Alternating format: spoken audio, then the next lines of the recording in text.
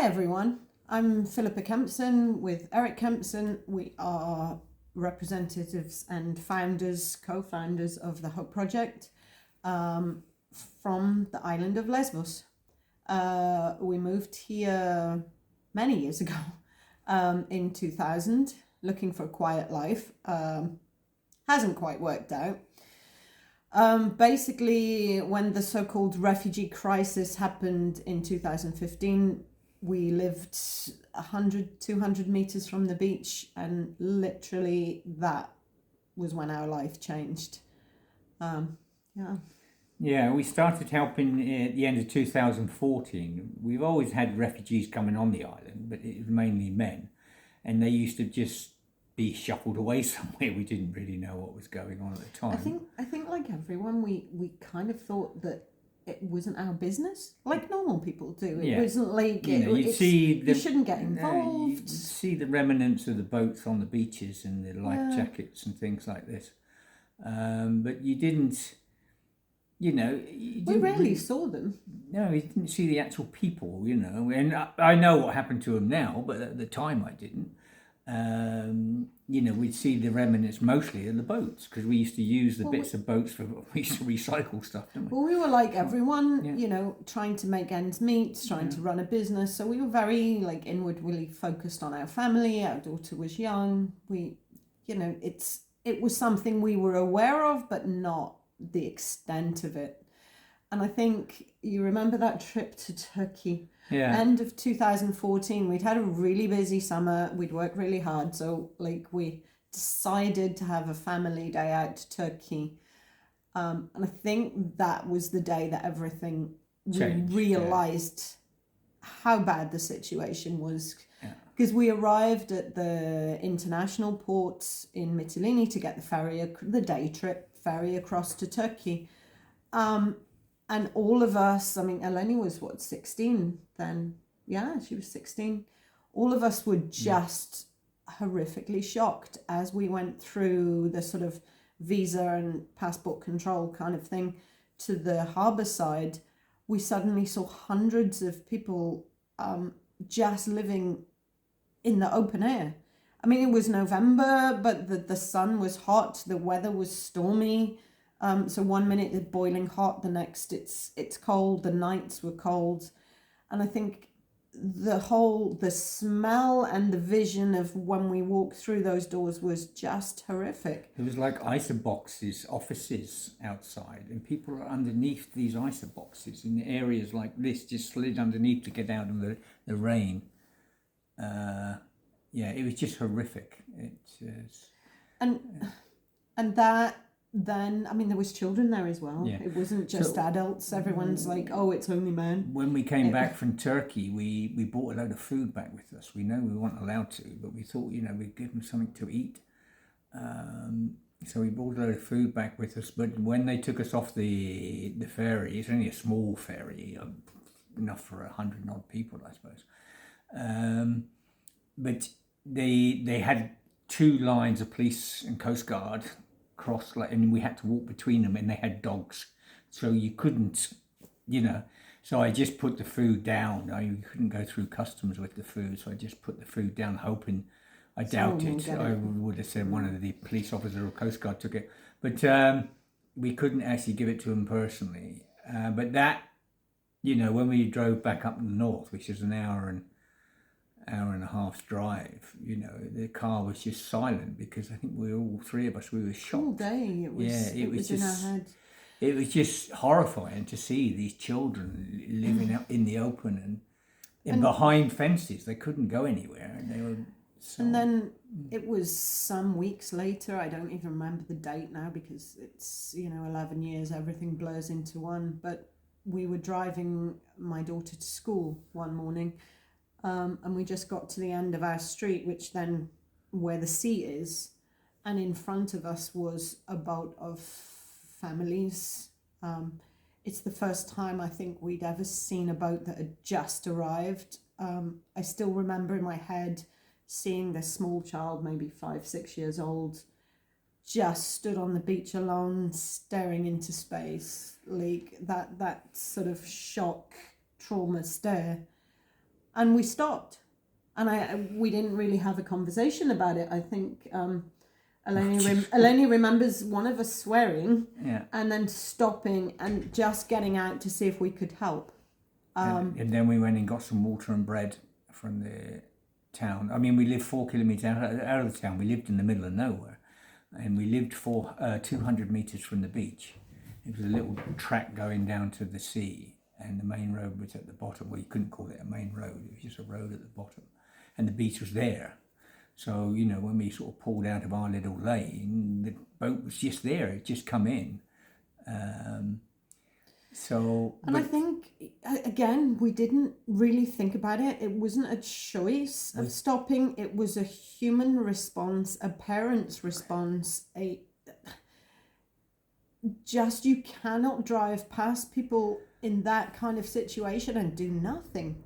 And that was really the beginning, the beginning of our involvement. Yeah, it really, I mean, we didn't do I didn't put any videos on YouTube till May 2015, but we were helping. I mean, I remember Philippa being on one beach, Eleni on another beach, and I'm on another beach.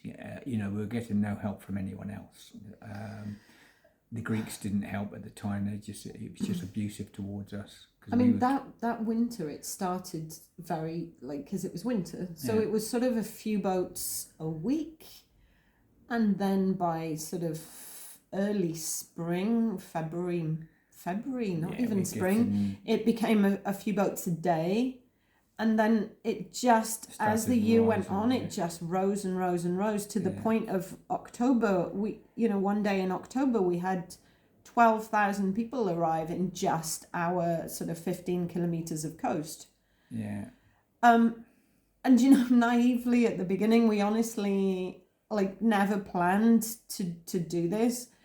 But we figured we'd help, because this is Europe. We'd do this until help arrives.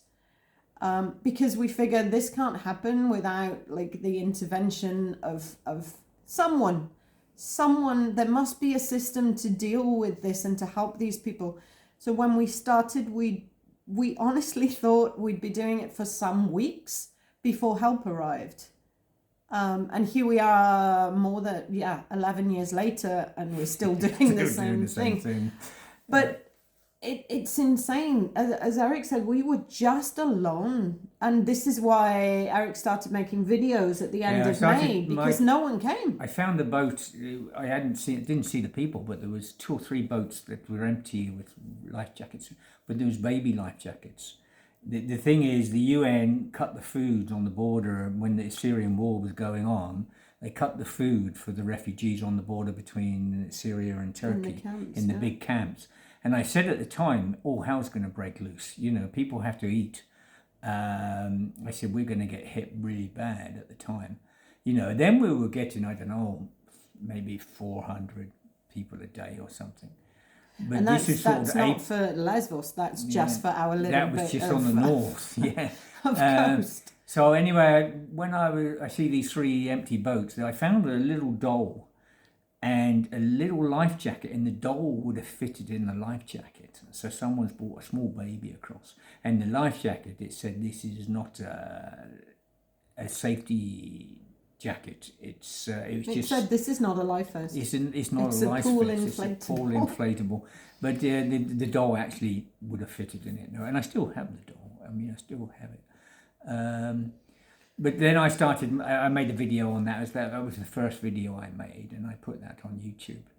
And then I started bringing more. But the thing is, what was happening was the boats were coming across, and they were coming into really bad areas, rocky areas and stuff like this, and people were getting injured big time.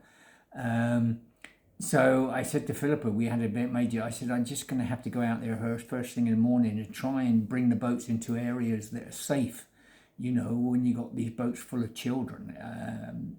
So that's it. Just gave up work. Philippa carried on with the shop. There was enough stock in the shop.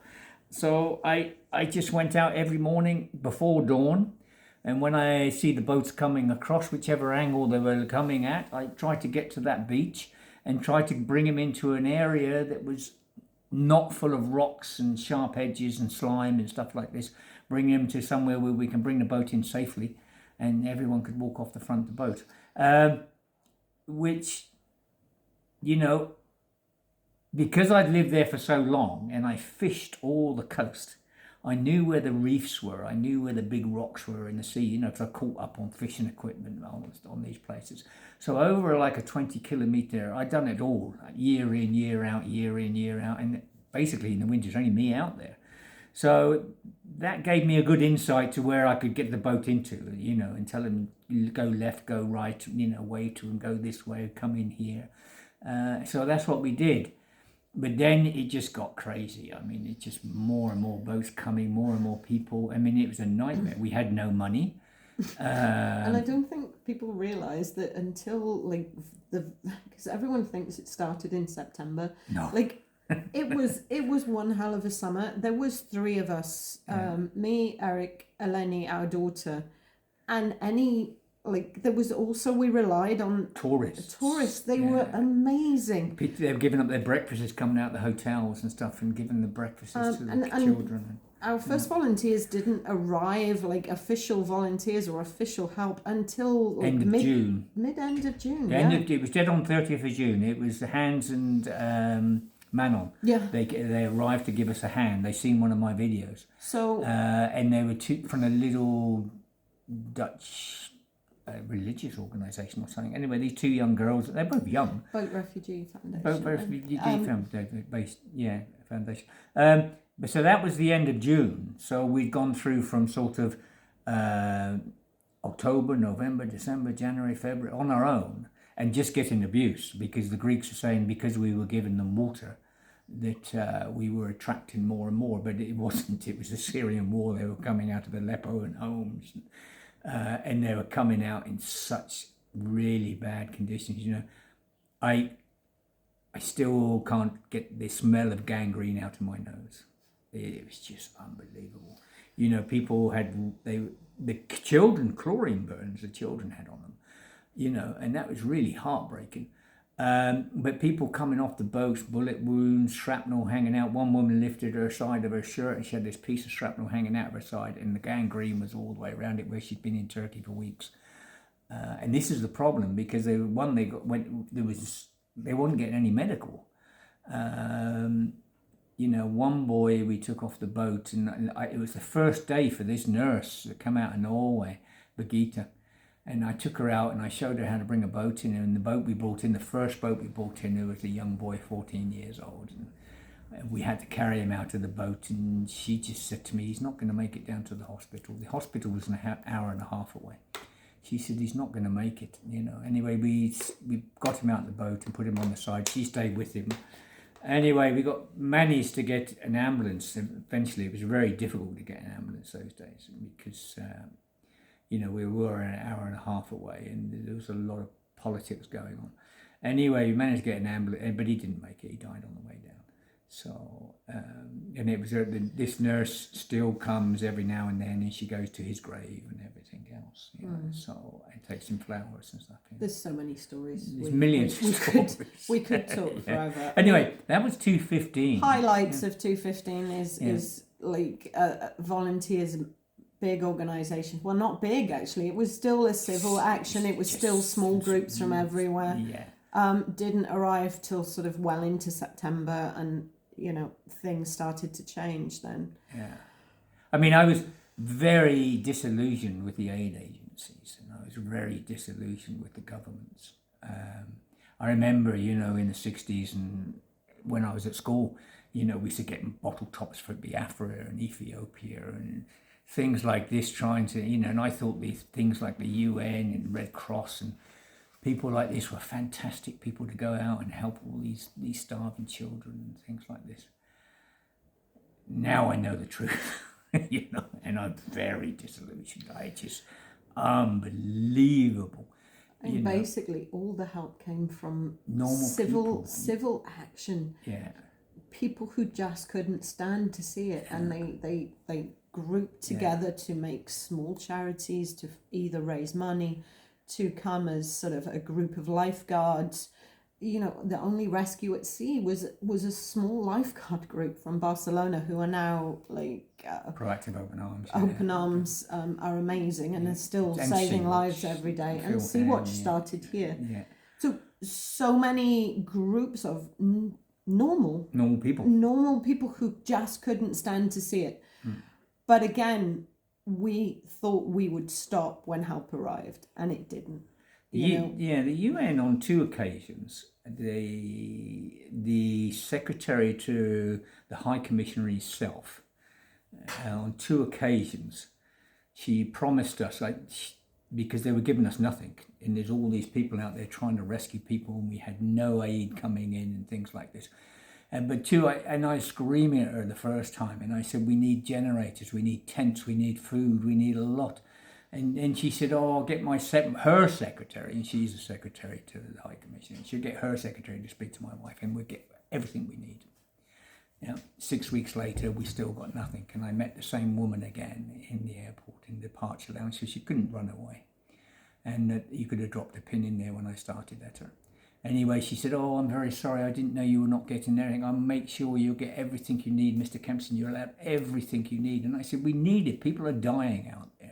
Children are dying out there. We need it. And she said, no, you'll definitely get it. 11 years later, I still hadn't had one thing off them. Nothing at all.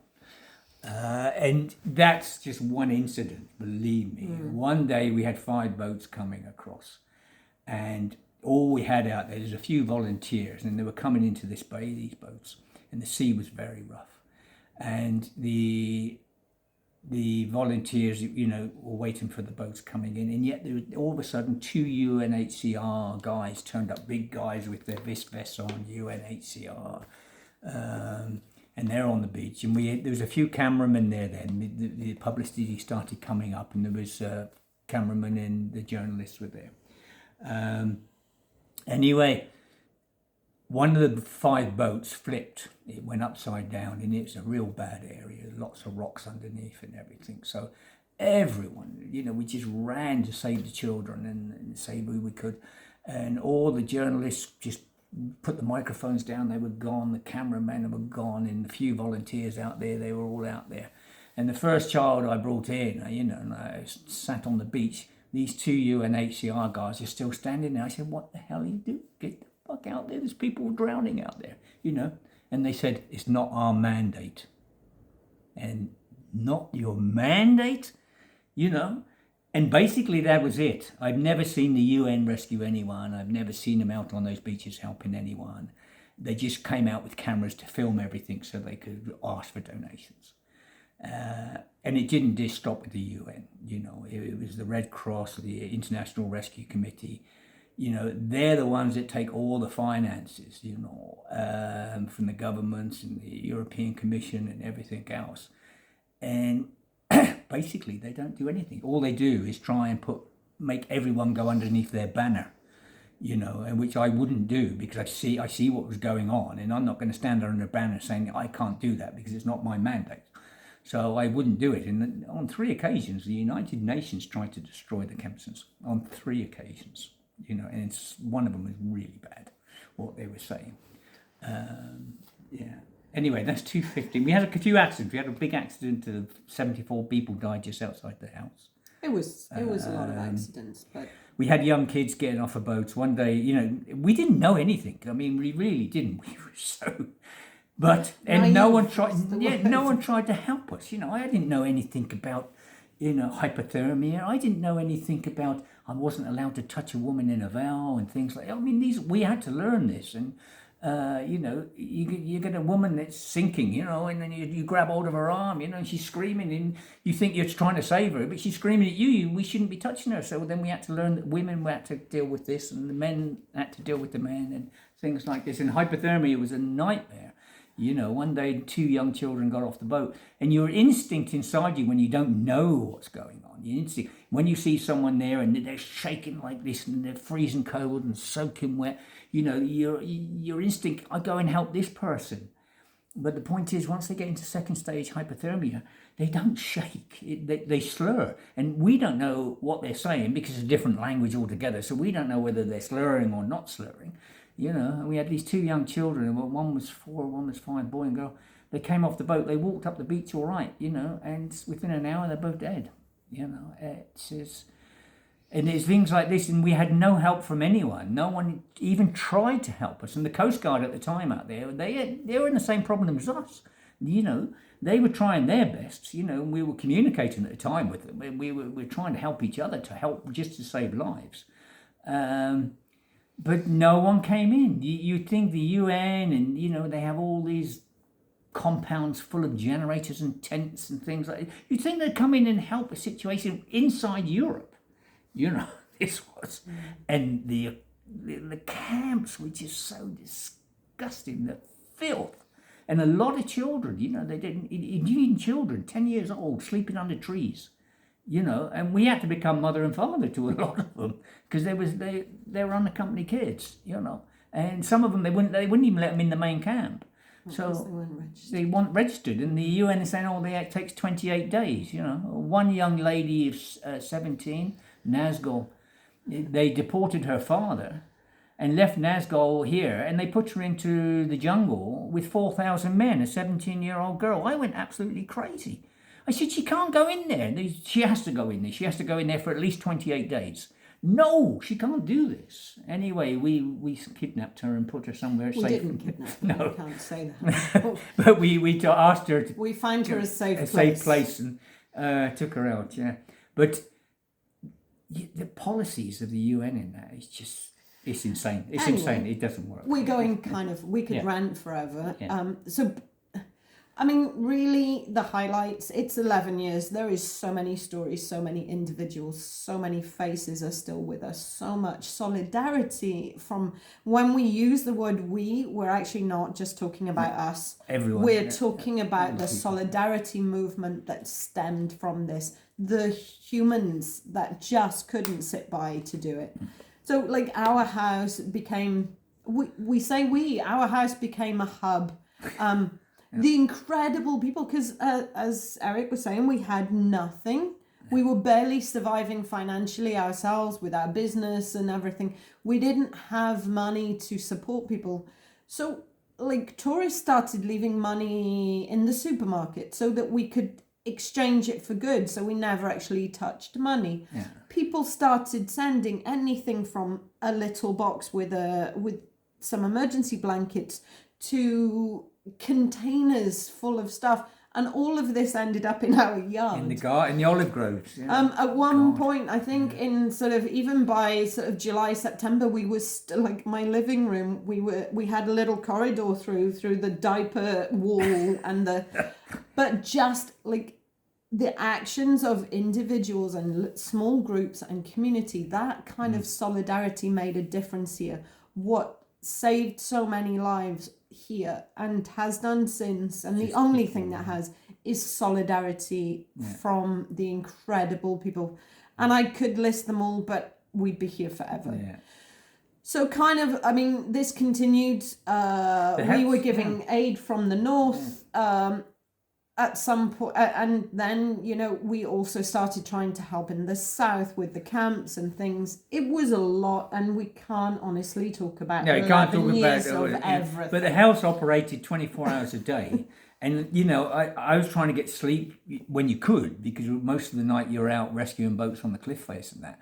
But you'd go back home to get a few hours sleep, and there's volunteers sitting on the carpet with a computer at 2-3 o'clock in the morning. And our house never closed. And cars were coming in, and they were being loaded up with the essentials in the boots of the cars, so that they have Pampers and a little bit of food, some water, some bit of medical aid. And then we had them in these plastic boxes. So the car would come in, the volunteers' cars would come in 24 hours a day and throw the empty box out, and they had a group of people filling up the boxes 24 hours a day and putting a full box in the car so the car could drive straight back out again. And it just went like that for 24 hours. It was just incredible. As I said, we can't talk forever and for everything. There are so many stories about the camps at Moria, the journeys of people having to walk honestly, we could talk forever, but we kind of, the best thing to do, I think, is fast forward to Straight sort of- into the Hope Project, where that started. yeah, I mean, you know, we started, the name came about by, again, we should do it quickly, but we were so afraid, and we'd watch people die of hypothermia, that we rented a derelict hotel in 2016 from the 1st of January. Again, a beautiful community solidarity project with so many people involved. Basically, our idea was to try and stop people dying. So that's where the hotel was called the El Peace. El Peace, it translates to hope, which is where the name came from. Again, we could talk about that for a long time, but let's not. So hope, you know, when we lost that building through ongoing court action and government interference, the name Hope stuck, which is where, you know, because for us, hope is such a strong thing. It's not a vague sort of like hoping things will get better.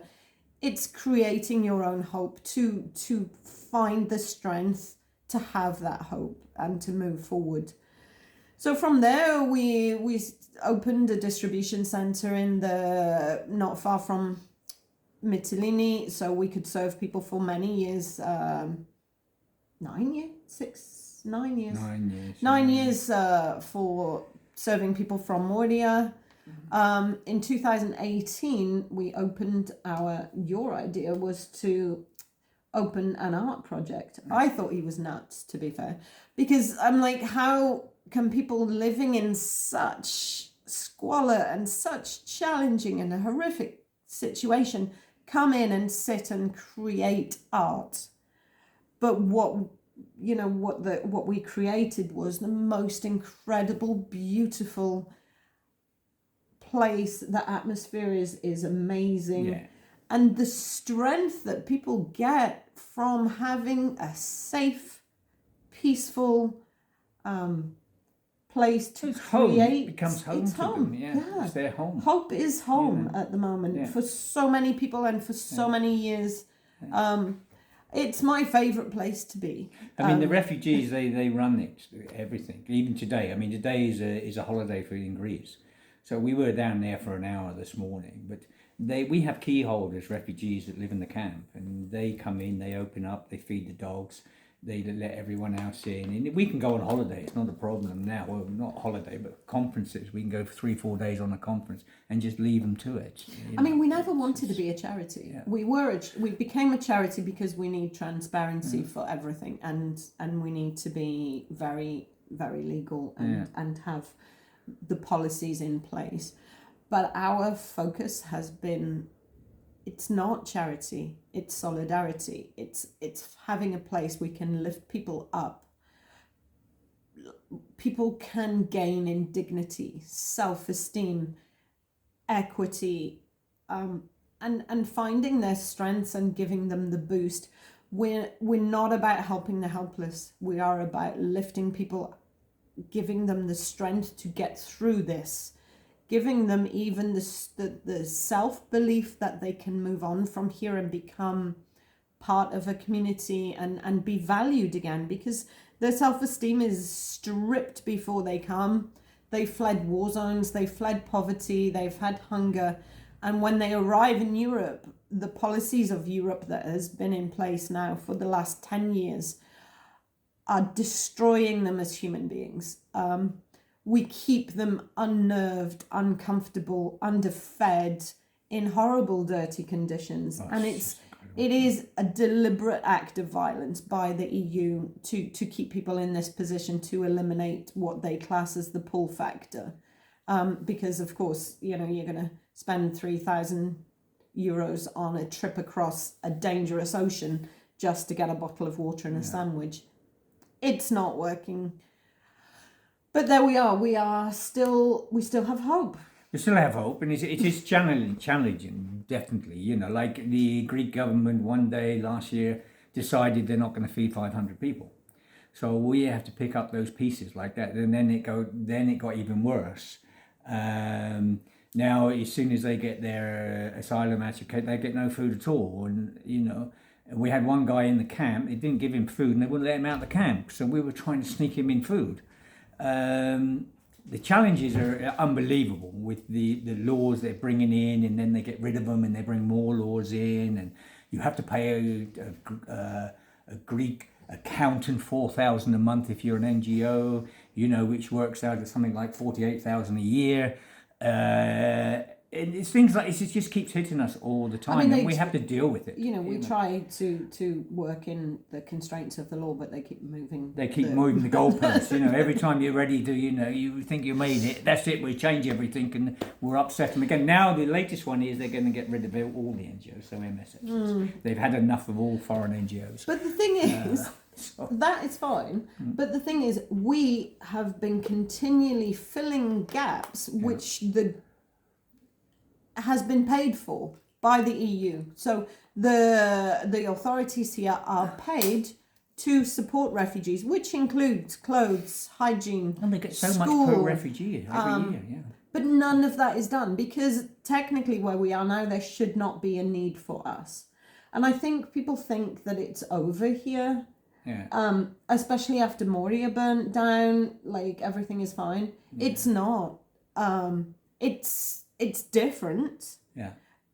But it's not okay. The violence against people may not be blatant and physical, but it continues, and people are suffering every day from policies of Fortress Europe. There is violence and there is physical violence from the authorities. I'm officially talking about the official policies are violent. I mean, in the sense. Just 2 weeks ago, a Coast Guard boat ran right over the top of a refugee dinghy. I mean, this is going on every single night. It's been going on every night for years, way beyond 2015. You can go right way back to the year 2000. The abuses has been unbelievable. But even 2 weeks ago, they ran over a boat. They killed 15. And the majority of the others were in hospital with head injuries and everything else. And the Coast Guard boat said this dinghy rammed it in the middle of the night. But now it's coming out, they didn't. They just went straight over the top in the middle of it.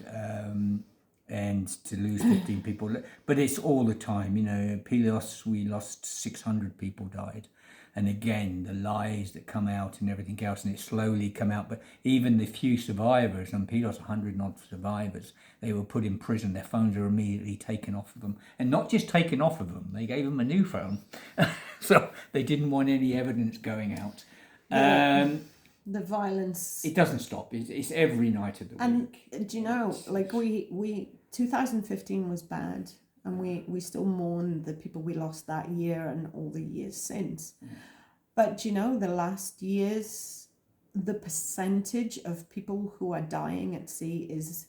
I would be interested to know the exact percentage, because when you think, if you take 2015, 600,000 people, let's say, landed in Lesbos. 2015, yeah. The percentage of deaths was probably in the single digits. Yeah.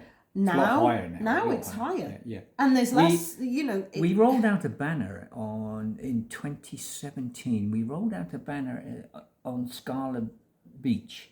Mm-hmm. 33,000 names of the dead. Me and Philippa rolled it out, and they videoed us rolling this banner out.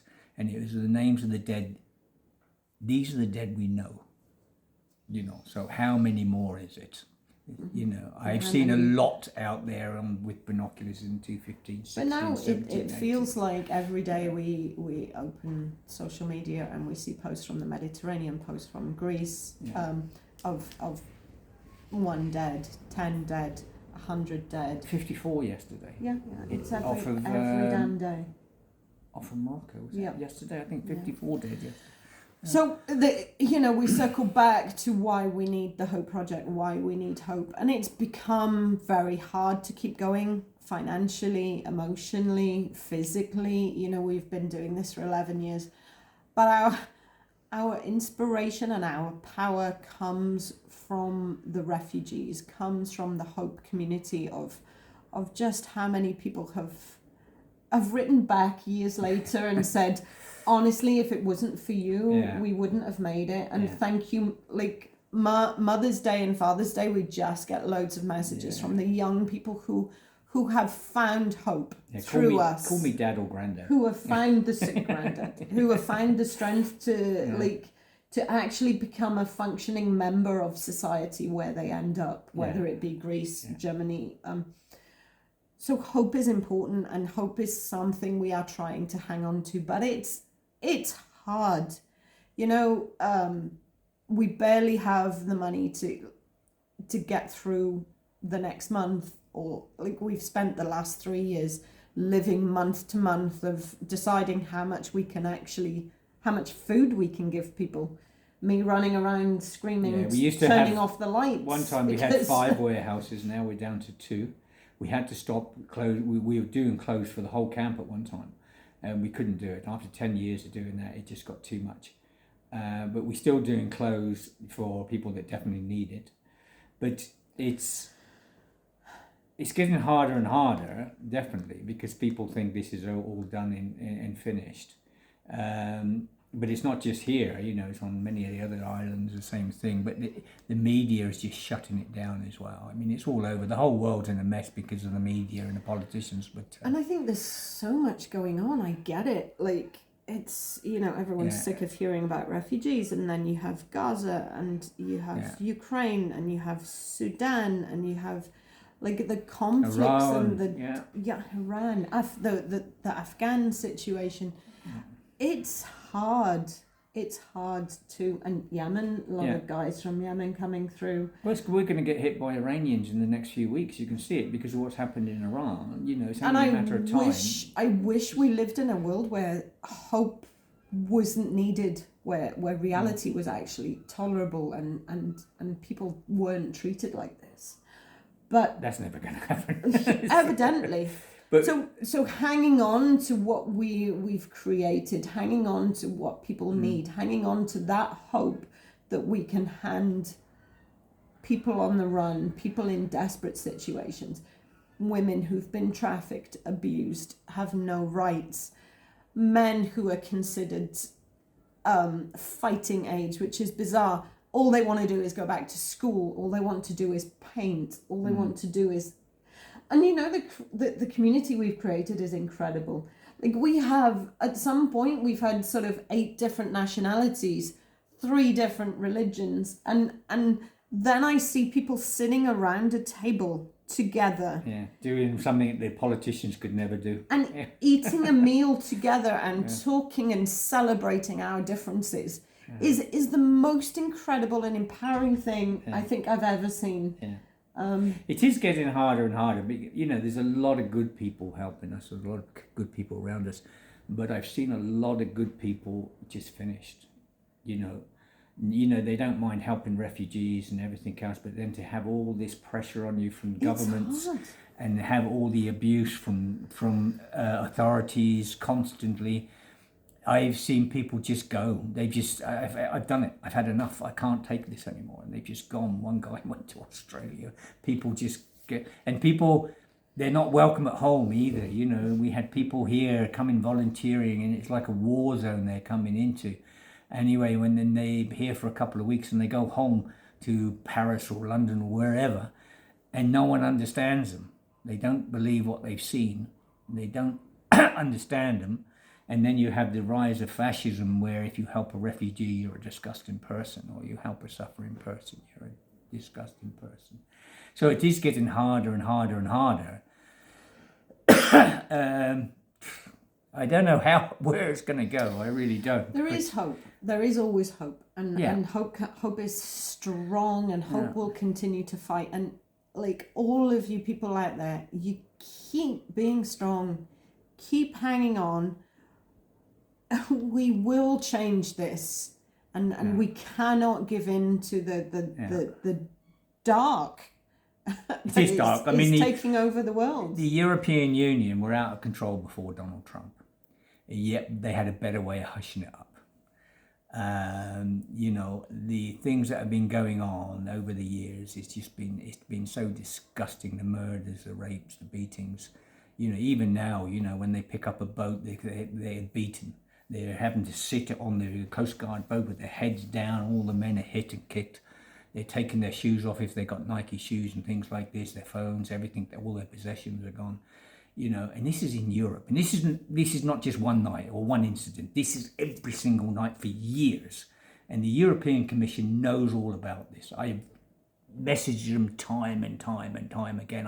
I've made sure when something really bad happens, I tag the European Commission, the ICC, International Criminal Courts, and the European Parliament, all three of them.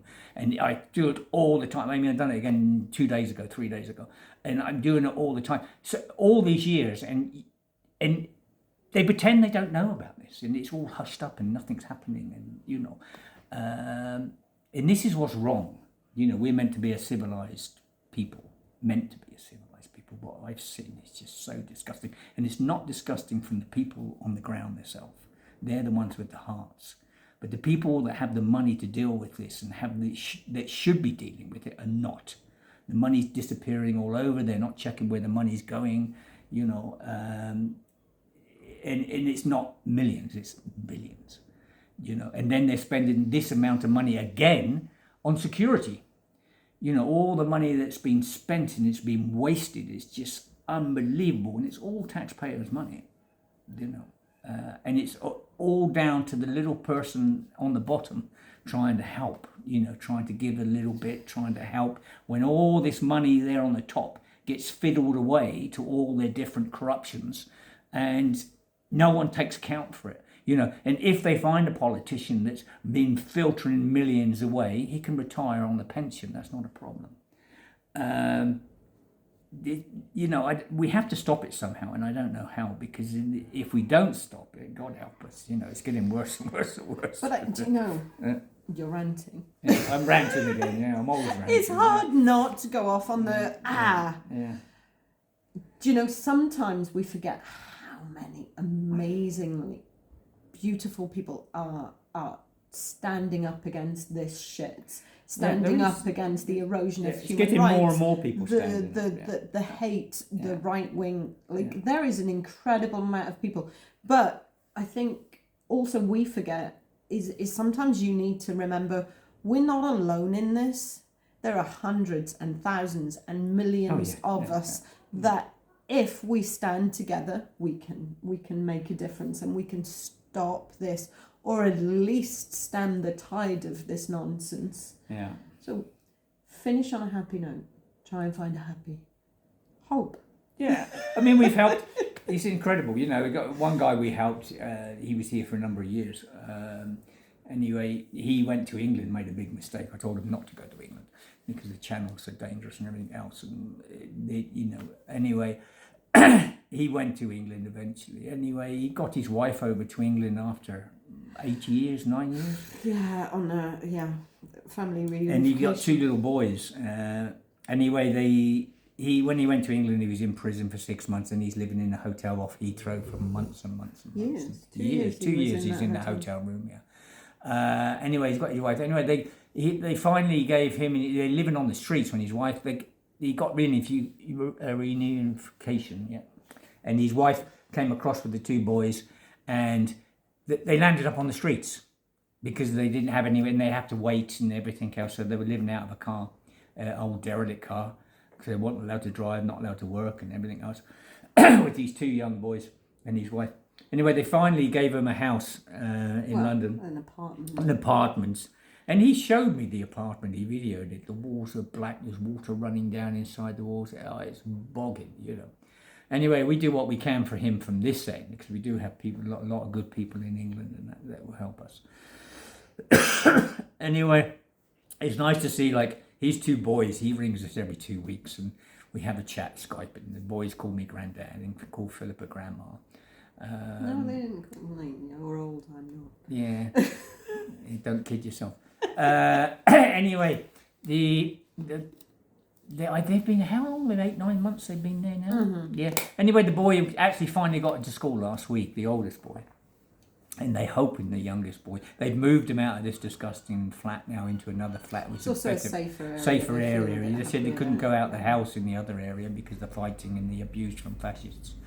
So they had to stay indoors all the time.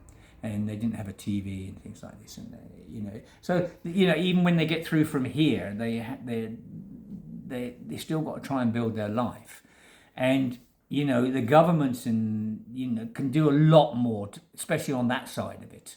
Because if they accept them for asylum, then they should find them a work immediately, and so they can go and work and help their family, and help them find work, and help them allow them to work even. Yeah, even if you give them a can of paint and a brush to paint the disgusting place you put them in, it's something. There's a lot of things can change, and a lot of attitudes of politicians need to change, and you have these people making rules and regulations, even in the European Commission and European Parliament, and they don't have a bloody clue. They've never been on the beach helping a refugee. They've never been in a camp, seeing the conditions in the camp. They're making these rules. This should be done, that should be done, but they haven't a clue. It's like, I don't know. It's like sending a blind man down the motorway, I suppose. Because you've got these people making the rules and regulations, and they don't have a clue what should be done and how it should be done, and they're wasting money year in, year out, instead of speaking to the people on the ground that's working with this situation all the time. And there's hundreds of thousands all around the world doing things like this. Instead of speaking to them and say, how can we deal with this, how can we do it, you have these highly educated politicians that don't have a bloody clue. And they're making the rules and regulations, and they're making a mess. They're making a mess, and they've made a mess of it for years. It has to stop. It has to stop. I don't know how we stop it other than get rid of them. And the point is, we can't get rid of them, because as soon as it comes to election times, they play the racist card. These people coming in, they're gonna rape all of us, and they're gonna do this and they do that, and so they get into power. And now you've got even the socialist side of it are doing the same. When you have a Labour government saying exactly. So I'm on a rant again. So yeah, it's like everyone's like, it's a Kempson again. Anyway, you were meant to be winding up on a happy thought. Yeah, it was meant to be winding up on a happy thought. I mean, anyway, that's us. It's someone summed it up with me. A lawyer summed it up. He said it's like Monty Python's. And not funny. Yeah, and not funny. Yeah. So yeah. So message to everyone who's still watching after your rant. So that's about us. We've done 5 videos now, so everyone's got a rough idea what we do and the way we are running things. And although we're not checking in all the time, it's because we're actually really busy still doing the work. But it's still going on. We're still hanging in there. Yeah. Anyway. We still have hope. We'll wind it up on that. Everyone have a good evening. And, take care, guys. Take care. All the best.